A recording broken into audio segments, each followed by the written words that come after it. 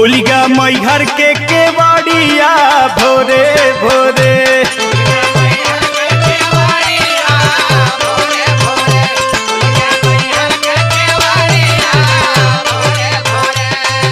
सूर सती मोर मतवा तो से दोनों जोड़ी हथवा सथवा छोड़ी जिन महतारिया भोरे भोरे।